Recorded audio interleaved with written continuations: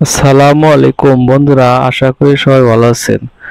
তো বন্ধুরা, এই বিকেলবেলা অবারিত মাঠ যেখানে চারিদিকে সবুজ ধানে ছেয়ে গেছে। তো এই বিকেল মুহূর্তে এই সময়টুকুতে অনেকেই হয়তোবা নিজেদের ছাগল চড়িয়েছেন এই মাঠে। এই মেঠো পথের এই ধানের মাঠ আসলে আমাকে খুব অবাক করে দেয়। তো এই ছাগলগুলা এতটাই শিক্ষিত ছাগল যে আপনারা সামনে দেখতে পাবেন যে ছাগল ধান খায় না, অর্থাৎ শুধু ঘাসই খায়।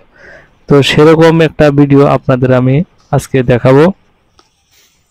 তো বন্ধুরা, তো অবশ্যই এসব পরিবেশে ঘোরাফেরা করা, এসব পরিবেশে নিজের ছাগল পালন করা, নিজের ছাগলকে ঘাস খাওয়ানো, কে কি বললো সেটা আমার বড় কথা নয়।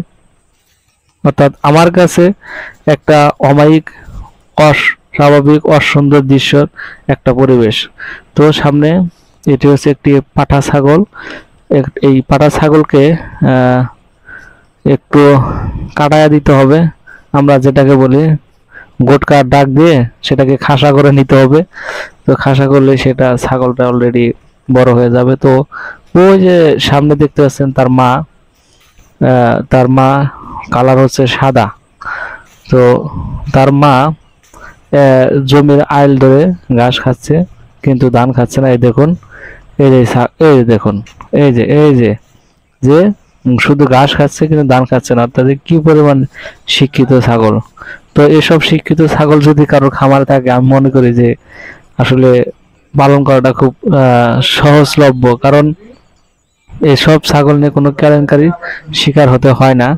কেন কেলেঙ্কারির শিকার হতে হবে? এসব ছাগলটা ধান খায় না, অর্থাৎ ছেড়ে দিলে মাঠ থেকে ঘাস খেয়ে একাই ফিরে আসে বাড়িতে। তো এজন্যই আর কি এসব ছাগল নিয়ে কোনো বেগ পোহাতে হয় না। এসব ছাগল এভাবেই ছেড়ে দিয়ে পালন করা হয়। আর ছেড়ে দিয়ে ছাগল পালন করলে ছাগলের শরীর, স্বাস্থ্য, মন সবই ফুরফুরা থাকে। এই তো বাচ্চাটি পিছনে পড়ছিল, সে বাচ্চাটি দৌড় দিয়ে আবার সে সামনে এগিয়ে যাচ্ছে। তো এই বিকালের এই এত সুন্দর মনোরম পরিবেশে ছাগল পালন করা বা ছাগলকে আপনাদের কিরকম লাগছে, তো অবশ্যই আপনারা কমেন্টসের মাধ্যমে জানাবেন। আর এরকম ধরনের পশু পাখির ভিডিও পেতে অবশ্যই আমার চ্যানেলটি সাবস্ক্রাইব করে পাশে থাকবেন এবং ফেসবুক থেকে যারা দেখেন তারা অবশ্যই ফলো করবেন। তো ধন্যবাদ সবাইকে। আসসালামু আলাইকুম বন্ধুরা।